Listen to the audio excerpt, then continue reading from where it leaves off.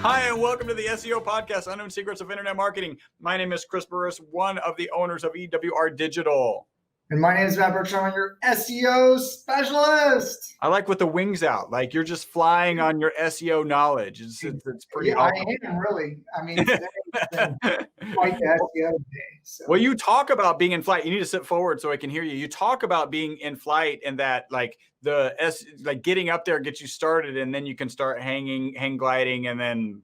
I mean, I wanted to call, I was looking at renaming the company like Jetstream, like you get up there in the Jetstream, you get in the top 3 positions. And if you have the right information and people interact with it, it just kind of is a self-fulfilling prophecy there. But, like there's a lot of people out there doing internet marketing way more than before. So it's competitive. So. Yeah, very, very competitive. Well, please remember, we're filming live from Houston, Texas. We are at different locations, but we are live in Houston. And Matt and I, we are your results rebels. I'm at the headquarters. I don't know. You're at the headquarters. You got the trophies over there, but yes, the beautiful trophies behind me. They're crushing me. They're huge. They're ginormous. All right, we do have one review. It's not 5 stars. I don't know exactly what happened. It's from Jacob Hosley. It is 4 stars, and it's pretty simple. It says good and responsive. So, tip to you anyway, Jacob. We wish we could earn that 1 extra star. If we're good and responsive, I don't know what more you were looking for. We'll try and do better next time. The article we're going to talk about is 10 SEO tips to get your website to the top of Google search. So, Matt, this is a little bit of an older article, and I sent it to you. And what'd you say? Like pretty much right away, you're like, hey, what'd you say? Well, I thought the article had really good information, and I was like, it's, you follow the right like process, or you kind of follow the algorithm of what it's doing, and they're not going to totally change the algorithm. So, it reminded me of people that call in or we talk to that say, hey, I want to listen to new episodes of the podcast, but they haven't listened to a ton of the other episodes. And it's kind of like, well, you can go back and listen to old episodes. I know people want to stay with what's most new and current, but there's also, if you're trying to learn SEO, there's a lot of fundamental things that you can pick up that still apply. So like, I think that article was written in 2016, and many of the things, if not all the things, still apply and really are blossoming, I guess, of like what they were talking about, what was coming, I guess. I don't know. So I think there's a lot of people who wish they had started the things we're about to talk about back in 2016, because if they had, they would be in a much better position, or they're kind of scrambling to do these types of things right now. Yeah. Well, let's just jump into that. This article is by Christopher Ratcliffe. Love the first name, of course. Patif to Christopher Ratcliffe. And we're just going to jump into it. 10 SEO tips to get you to the top of Google. Number 1 is optimize for RankBrain. RankBrain is Google's machine learning, artificial intelligence system. And when we first pulled up this article, we're like, well, we don't really talk about RankBrain that much anymore, but guess what? It's still there. It's still in the background, just learning like your Tesla. Learning all the time. So it's the thing that when you get into long tail phrases or phrases that Google is seeing for the first time, which by the way, when this was published, it was about 15% of searches per day were kind of new searches that Google had never seen before. Maybe that number's come down. Maybe it's actually gone up. Like that's an interesting thing, because they're getting more and more exposure to all of these queries. And the reality is there's more and more users using it in more and more different ways every day. But basically, when it gets into those long tail phrases, that's when RankBrain starts to get in. And they say, here's how you optimize for RankBrain. Create content that answers unique queries that are particularly relevant to your audience's personas. Yeah, I mean, I can tell you that there's been a number of things that I've been searching for recently, and there are still opportunities out there for really long tail key phrases where I didn't get the answer that I was looking for, and I had to start I had to start using the operators to actually dig in a little bit more, because the callbacks I was getting weren't what I was looking for. It was really quite interesting, and it made me kind of go down a little bit of a SEO rabbit hole for a little while. And so I think there's opportunity out there, and I think really answering for those long tail keywords and answering the questions of your users are absolutely important. So. Yeah, and I think that you're going to find that the answer questions is going to be a recurring theme during this particular podcast. So number 2, optimize for near me searches. Micro moments, these were discussed back in 2016. I remember doing podcasts about these. By the way, go back and listen to our podcasts. Like as Matt said, like the content that we're covering in this podcast, every now and then there's going to be a podcast that just dies. In fact, we would have argued potentially that AMP Pages was a podcast that we did that we thought, this one has a reasonable chance of dying, and it's still here. In fact, we're going to talk about it again today. So most of the podcasts that you would go back and listen to are actually still incredibly relevant. Note that mobile is one of the key drivers for local searches. So we've all done that, like restaurant near me, or whatever, where's the nearest XYZ. Mobile searches are very active. They're not brand loyal. So there's a lot of opportunity in those moments and those micro moments to win business.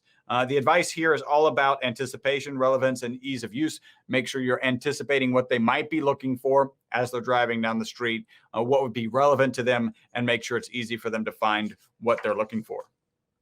Yeah, no, I love micro moments. Google was really pushing micro moments in the trainings for the Google partners a while back. And so there's a lot of optimization around each key step for sure. All right. So number 3, this is 10 SEO tips to get your website to the top of Google. Number 3 is optimize your local presence. Now, I would argue this is as relevant today as it's ever been, right? Certainly it's more relevant than it was in the beginning of Google, but it's continues to be important. You need to sort out your local SEO. That is Google My Business. Just to run these things, Matt, maybe you want to add, but some of the things here are: you need to have a long and unique description of your business. Choose the right categories, key information on opening times, lots of imagery, regular updates, which I might be guilty on one of my businesses of not doing regularly, and then local phone number and business address. So what's your thoughts on local? Well, there's actually a lot I have on local. I won't go into it all, but basically local, or the maps, or GMB, like when you talk about SEO local, that's really what you're talking about. That's a whole different algorithm. And so there's a lot of things that you need to do to optimize for that. One of the big things is you could be answering questions. Okay, so like there's a question answer on Google. You need to be posting regular. It's just like blog updates. Also, don't post content that might confuse Google. So kind of stay on topic of kind of what your audience needs or is looking for. Understand that the landing page, because the algorithm hasn't been invested in as much as universal search, that it's targeting a specific page. It is branching out to the rest of the website, but there's certain kind of key points. We have like checklists and stuff that I have my team follow. It'd probably be a good downloadable of like what you need to have. You need to have name, address, phone number, how long the business has been around, who you're catering to. There's a lot of different things that you need to do. There's a lot of different tactics and strategies that you can use to optimize for the maps. It is 30% of all traffic. So it's important. Don't overlook it, right? And for a lot of businesses, maps matter almost as much or sometimes more depending on the search, and the urgency of like what people are looking for than regular search. Like if they're not doing a ton of research, it's kind of like where ads have an advantage for the emergency plumber near me, those kind of service-based things that, DWI lawyer, like you need somebody like right now that has a smaller cycle. Maps are a lot more important than people that are doing the active research and trying to find the best product or service that they're looking for. So, local's great. I love local. A lot But of time should be spent on local, and I don't know if you hit this hard enough. And the point here is lots of visible customer reviews, right? The more reviews you can have with the higher star ratings, the better you're going to do. Just period. well, so I mean, reviews. I feel like you need to get to 12 reviews. I think is what the data says. But again, like I think we were talking about Rank Brain. That's like almost like a given. I was like if you're not generating reviews, that's the most visible thing that people are looking at. That's what like people in the social economy are, like trying to crowdsource like information, and they use reviews to do that. So absolutely, I think that's kind of a cornerstone of local for sure. So. All right. So next, we're going to get into something that is, we could debate. It's optimized for natural language and voice search. If you're a friend of the podcast, and we hope you are, if you are, or you're just becoming one, make sure you subscribe and follow, however you're listening or watching. It's interesting because this kind of falls into what I've argued, the particular chart that they have on this section, right? So optimized for natural language and voice search actually shows this trend, and it goes across and it shoots way up, and it's 3 lines and they all shoot up. And one of them is, here's how the increase for the phrase navigate home has improved. Here's the phrase call mom, which is significantly higher than call dad. So, in the context of the ongoing debate that we have here, there's this massive increase in online searches. But from an SEO's perspective, I don't care about call dad. I don't care about call mom. I don't care about navigate home. Those aren't relevant searches that are going to drive business for my customers. So Chris, every time we talk about like voice search, what it makes me think of? There's this documentary which you might have seen it. I don't know. A lot of people out there hopefully have seen it. It's called The Social Dilemma on Netflix right now, and Yep. it's talking about predictive learning and really persuasive technology, right? So like social media, and like I feel like you have a belief, okay, and seek out information that supports your belief. So you get this article, and I'm like, look, grocery searching, online searching, like 50% of all searches are going to be voice search. Like there's a lot of data to support voice search, and you're just like, yeah, I think that's voice search. I believe it. I believe that 50% of voice searches are going to be voice search. Now, how many of those are relevant may ever be relevant to us? Like that's the only debate I have, right? Because it depends on who you're targeting, right? Yep. So the younger generation are using voice search the majority of the time. People are using it to reorder stuff. Groceries is huge. Entertainment's huge. People are using it to shop like online. So depending on what you're selling, okay, right? Just like the searches, there's a lot of relevancy for voice search, and you want it. And also Google can now, which they can totally, like if you're in a Google Hangouts, they're totally recording all that now. About 2 weeks ago, they rolled out a new, phone system. And even with like Google AdWords, they have like a call rail kind of built in. Like Google is recording everything, okay? And so, if you're producing audio, they're sucking in that audio, and they are combining it into their algorithm. So, voice search is extremely important from, what you're saying, but also like what you're putting out there for Google to pick up. So I think voice search is pretty dang important. And I think it's going to continue to be more important, as people understand the technology, all the little dots, and echoes and everything like out there. Like, I mean, voices, we're going to have just like stuff implanted in us, and it's just going to like know our thoughts. I mean, so that's like after voice search, but I mean, it's a progression. It's going to happen. I don't know what to tell you. And what I would say is if our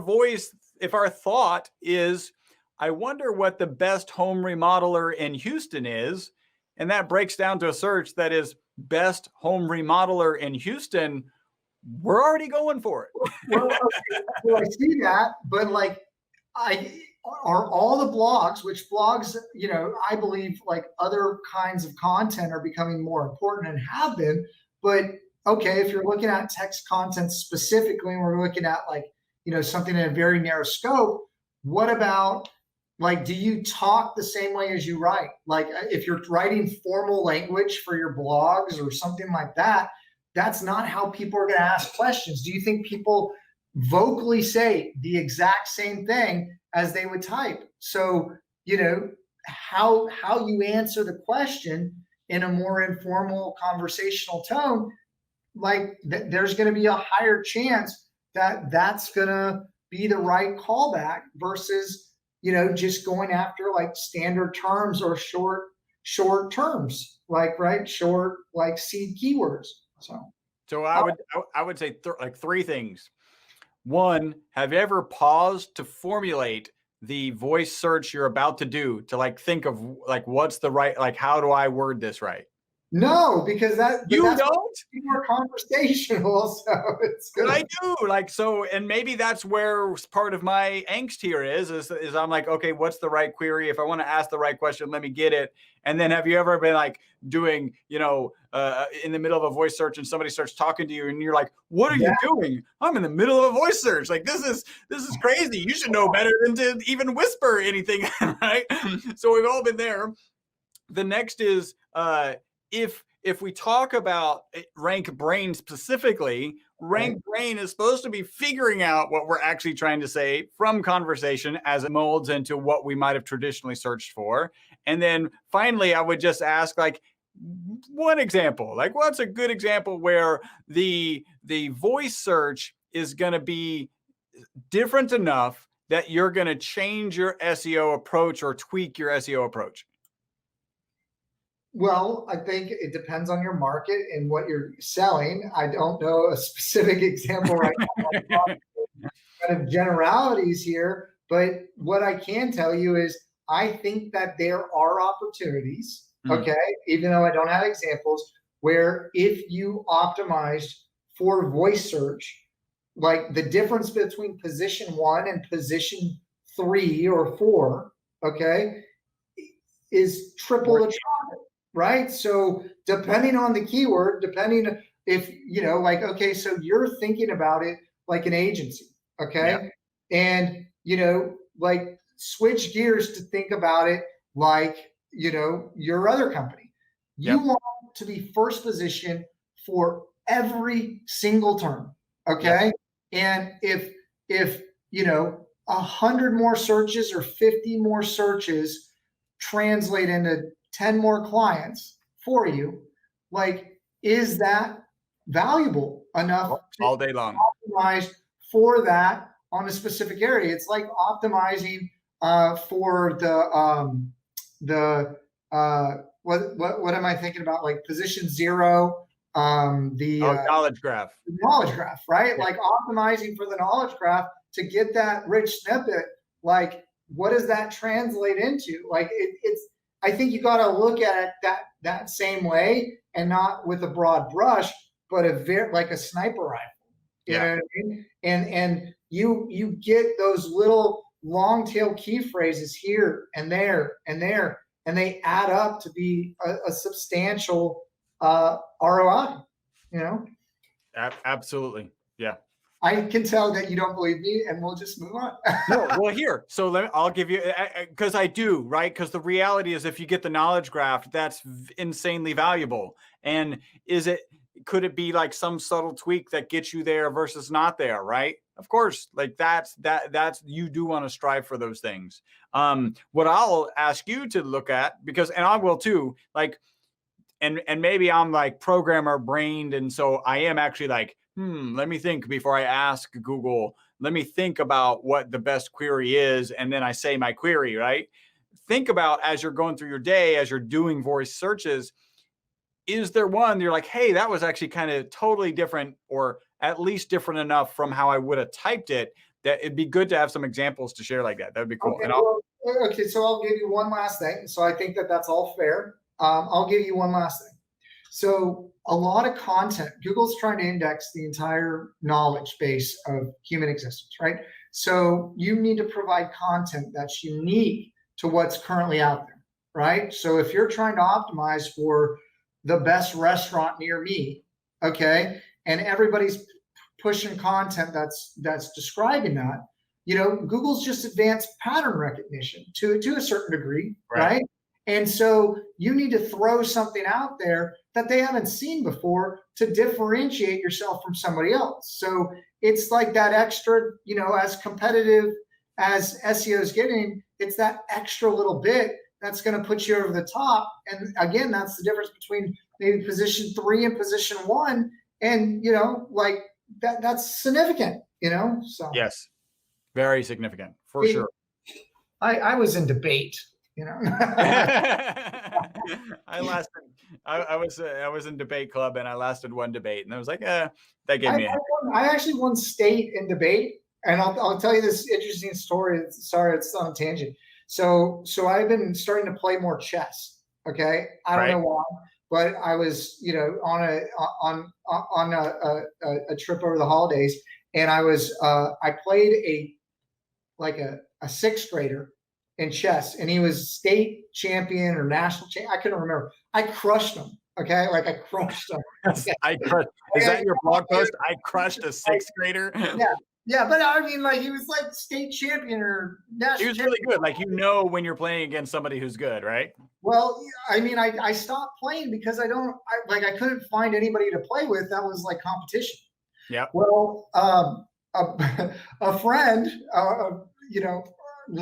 I will just say, a friend came over, started playing me chess. They had just gotten out of jail. Let me just say it, right? They just got out of jail, and I was like, hey, let's, he was like, let's play some chess. You didn't tell me for the last 2 years. That's all I did. The majority of the day was play chess over and over and over again, and so I play him, and I'm doing okay. But we get to mid game, in game, he starts checking me with crazy stuff that I wasn't paying attention that hard. Yeah. And so we played 10 games, and I won 1 game out of 10. And I was just okay, I'm not that good at chess. You found one other person who could beat a 6th grader. Yeah.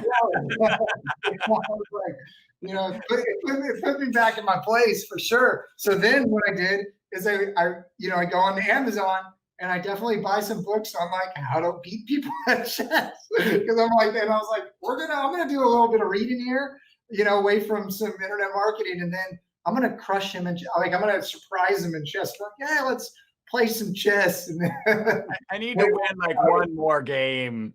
Yeah, one more game. But he literally was we played 10 games, and I was okay, we're done. He actually, I stopped. I was just so we were we got in a couple moves. I was just let's just end it. And he's what? The game just started. I was no, you're already too far ahead. But if you you mess up once or twice, it changes the whole game. And but if somebody else, if they're good and they mess up, and that's how I won, is he messed up and I took his queen, and I was just oh yeah, But anyway, sorry, super long tangent. I apologize. So I guess the question there is, what was the voice search that you did for the books? Well, this is Amazon, right? So Amazon SEO is completely different than voice search. Amazon's a whole different animal. So. All right. Well, my screen just went totally black. I know you can. You're fine. Yeah, you're moving around just fine. I don't know, but you're the one recording, so. Yeah, let me see. Oh, it's back. Okay, I don't know what happened there, but we're back. All right, so let's move on to number 5. And number 5 might sound familiar. It is answer a question. Being able to directly answer questions with your content is important. Google scrapes third-party websites, knowledge-based queries. Those are the things that, when is Kanye's birthday? Wikipedia used to be the dominant site. By the way, this is back in 2016. It used to be the dominant site for these answer boxes. This has become less so as Google recognizes that there are more quality expert content out there that they could utilize. Find out what questions your site can answer and create content that does that, that answers those questions. I agree. Number 6 is pay for it, right? So you can just ignore all of the tips just by paying your way to the top with PPC ads. And Google, even since 2016, probably has made it easier where the paid ads show up at the top of the search result page. And so you've got more important real estate as you're paying for these ads. You can absolutely pay for it. But I know you got some strong feelings about paying for paying paid ads, Matt. Well, like if you can get something for free, why would you pay for it? But I mean, SEO is not free, you got to definitely work for it. There's more trust associated with SEO, but paid ads, there's people that search paid ads and there's people that don't. And there's a very few people that overlap. That's why they continue to try to make the ads look more like not paid ads. Organic. But that's only working towards the older generation. The newer generation, there's even more mistrust, right? So there's a lot of things that go into paid ads. I think I think that there's a place for them. I think attribution, they really need to work on attribution, right? Because like if someone clicks on a paid ad and then Facebook and then SEO, who gets the credit? They all want the credit, right? And so, attributions, I think, is one of the hardest things because, if you can put in $1 and get out $2, you're going to keep, spending that money and ring the cash register. So I think that paid ads are a tool, just like social's a tool and reviews and, SEO. And I think you shouldn't discount it. But I don't think it's a silver bullet. And I think there's a lot of markets now that the markets got bid up to the point that it's not even feasible from an ROI standpoint. And so you got to go after long tail key phrases. I think even some of the Web 2.0 sites, the cost per click, like you got to really do a business analysis to figure out if it's right for you. But they're trying to make it quite easy. They were even running the special. Google was running the special till this month, into this month, that check this out. For the free ads, the smart ads, that's what they're calling them now. They're the smart ads, right? But the machine learning tools getting smarter. I don't discount that, but there's not a lot of control over negatives or bidding or anything like that. They're running this special till this month that for business owners that were using the smart tool, that they would show up more so in the maps than not. And they were like free clicks. So like when I found this out for all our clients that were running paid ads, I started running the ads at 50 cents or $1 a day. Okay. Like I even had a couple at 30 cents a day and they were showing up in there and, it was like, oh man, these ads are working great. But really Google was just teasing you to get you to the, like people used to call it the crack cocaine and all, you know what I mean? Like everybody was like hooked on it. And that's what they were trying to do is get you hooked on it.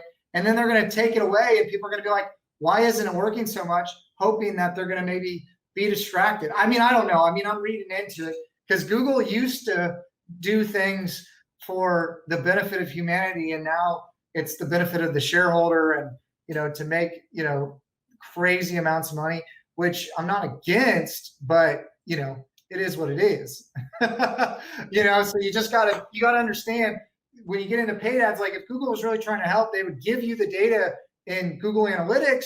They took it away and they said, oh, you pay for the data. Like, so you just got to be careful of like what the intentions are and how to utilize it. So, Yeah, absolutely. Hey, we got a comment from James Klaus. He's connected to us on Facebook. Patif to you. His comment is solid info. Appreciate it. I think he said it that way. Like I feel like James said solid info. I like it. All right, number 7. This is 10 SEO tips to get your website to the top of Google search. Get in top stories. Implement AMP. Stories is the mobile equivalent of the desktop in the news section. And right now, this section is filling up with accelerated mobile pages, AMP pages. Oh, he said he didn't say it like that. Nope. Oh, that's dangerous because I can have it said a totally You can't different be way. putting words in people's mouth, Chris. Like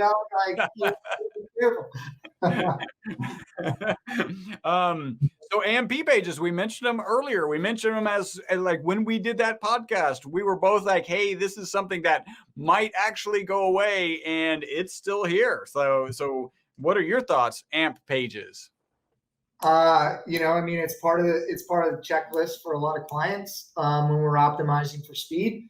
Really speed is becoming more and more important. Client interaction of like how they interact with your page, like faster loads, the better. Their AMP pages are great when you want a solution. Look at this. James is like blowing us up. Thank you, man. Appreciate it. He says, I have my team listen to your podcast. It is great. Thank you. Thank you, James. I'd like to know more about I have encouraged my team to listen to the podcast, and the majority of them do, but now they're working from home. There's no windshield academy anymore. So, right. I don't know if everybody's listening to it or not, but I think that I agree with you. I think that there's definitely some good info.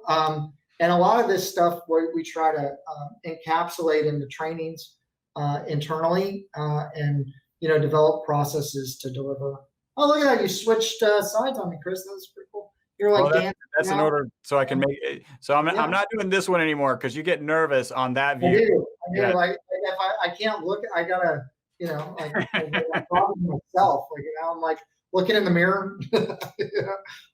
I think the best takeaway from us and AMP pages is what Matt just said, which is it's on our checklist, right? It's something that we do. And I like actually how that's number 7. And in this article that we're covering, number 8 is pages. Chris, if you go listen to at our old location, some old podcasts, you thought AMP pages were going to go away. And I did. And they were, there's sometimes some challenges setting them up, but you've changed your tune. We'll keep working on you about voice search. And just give me examples. I just need data, and I need data that doesn't say the searches for call mom or dad are up. That doesn't impact important stuff. Anything that we do. By the way, the searches for call mom are at least double the searches for and they should be higher. All right, that's all I gotta say. That they should be higher for everyone out there. I remember this data. This was back when you had pay phones, when you had a phone at the house and calls were expensive. The data point that I had was that there were significantly more collect calls on Father's Day versus Mother's Day. Really? That's interesting. If you're going to call home and it's your mom, you're paying for it. If you're going to call home and it's your dad, he's paying for it. Wow. Look at that. We don't have to worry about that anymore. So number 8 is be mobile optimized. And I like now that it's actually after AMP, counter to my opinion back then, because for us, like be mobile optimized it is on the checklist. It's been on our checklist for so many years. We don't even really think about it. When you're building websites, build mobile first, make sure that developers looking at it on mobile. A lot of times people build on desktop and they don't think about mobile first. Yeah. And that's how it's getting indexed first. So you got to keep that in mind. All right. So we're not even going to talk much about that because do it. Number 9, speed up your website. Obviously, AMP pages is certainly helping to speed up from the mobile perspective. Check your site speed using a tool, whatever tool that you're thinking of using, and then reduce page loads time. One of the easiest things to do is to actually optimize your images. That's fast. But we've got a massive checklist. I don't know if you want to talk any about it, Matt, but we've got a massive checklist for speeding up your website. Well, there's a lot of things, right? Like, putting the videos sometimes take up a lot of time. If you're doing redirects, which I'm dealing with that right now with our own website of a rebrand, redirects are slowing it down. The cache or catchy or however you want to call it, slowing it down. There's new image types that Google likes, sizes. I mean, there's a lot of things. You know, if your site gets hacked, it's going to slow it down. You got to make sure to check your, you know, sitemap, because they'll, you know, throw all kinds of stuff in there. New pages are going to get created. Like, there's a lot of like things that you got to look for, and you need to be optimizing for speed. Like, but yeah, I mean, it's not a lot, like 80% of the stuff's not hard. So, you know. Yep. Well, for the right person. Right. I mean, there's server technical stuff that's okay. Well, that's advanced stuff. Like, you know, like look, cPanel's down the street. I know a bunch of people that work there. I'm not like, I wish they sponsored us, but they don't. But you know, like, having cPanel makes it a lot easier to do some optimization, unless you're, you know, big time server coder person. Yeah, so. Absolutely. So yeah, we would recommend that for sure. All right, number 10 is optimize your Twitter presence. Right, so Google is indexing Twitter, so make sure you've got a presence there. Make sure you're being social. I think there's other places to be. Yeah, there you go. I'm sorry. I don't know. I use this. I've been banned multiple times because, like, well, okay, Google doesn't care about it. They say, right? I mean, they do. But you know, trying to do SEO, like SEO is a broader term on the social media platforms, and understand how the algorithm works. You know, sometimes you got to break it to know its limits. You know, but, I'm sorry. I know you told me, Chris, I got to stay away from some of that stuff. But the thing is, we got banned, and you know, we got to regrow our Twitter. But here's the thing: we had to, you know, change the name and, you know, all that. So it doesn't matter. It doesn't matter as much. Okay? Look, social media matters. There's certain platforms that get indexed. I think, okay, this is from what I've seen. So I'll say this because, you know, it creates a link every time you share it, right? And every profile has like page authority, just like, you know, the platform has domain authority. It's all about what happens on the link, not just the links created. Google wants to see the activity on the link. So, you know, if you're sharing a bunch of stuff on Twitter, great. And that's one piece of the formula. But if no one's clicking on the link and it's irrelevant information, Google's going to be able to see that, and it's going to go, you know, no one cares, you know? So, you know, you got to understand the formula. So. Yeah, and that's 10 Patif to Christopher Ratcliffe for that article, 10 SEO tips to get your website to the top of Google search. We're excited. Like, let me zoom in on me so we can say, we're excited. I like that. That was good. We've got a really cool interview coming up. This is going to be pretty phenomenal. I've actually been kind of doing some research already. Actually, Google reached out to us and said, hey, we got a couple of people who we were hoping you'd be interested in interviewing. And we're like, is this Google? The answer is yes. And then kind of heard who they are. One of them is Gary, and I'm going to butcher his name now. By the time we have him on the podcast, I'm going to know how to pronounce his name. It's apparently complex enough that I've seen some interviews where like, no, don't try. No, it's good. And it's Ilyes or Ilyesh. I don't know. And so he's a Google Webmaster Trends analyst, at Google. He's dedicated to creating a better search experience for users. Prior to joining Google in 2011, he was teaching online journalism in Romania. Technical consultant for several high-profile media outlets.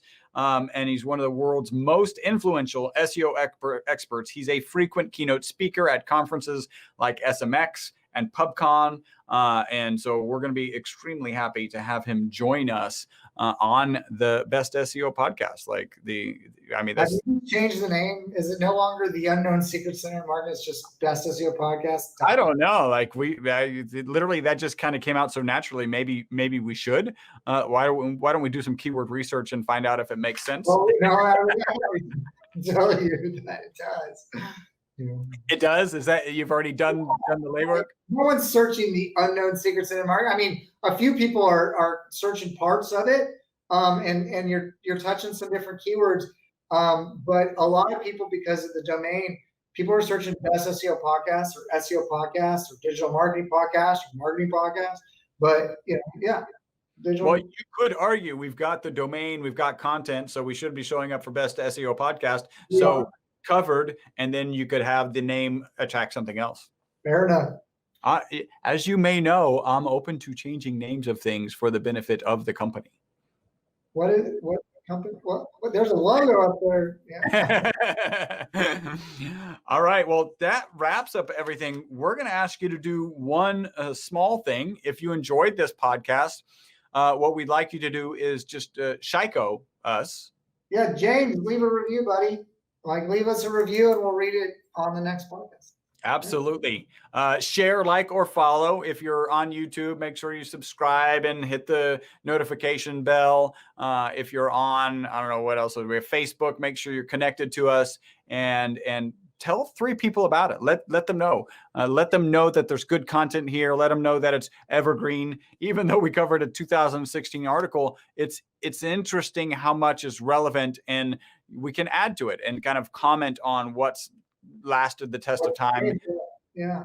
And what hasn't. If you have any questions, people were sending us questions for a while. I think everything kind of changed with COVID, but people were sending us questions. If you have any questions, we'll do our best to discuss them on the podcast. And how about a question for Gary? Like, we're going to have the Gary Ilyish in Google Webmaster Trends Analyst from Google. We're going to have him here. Send us some questions that you'd like us to ask him. So James, if you're still listening or your team is listening, what kind of questions would you have? And let's see if we can get those questions put together, and we'll ask Gary real time. Yeah, Chris, there's a bunch. I interviewed a few friends of mine not too long ago. People were like, what was going on there? But you were pretty busy in the trenches.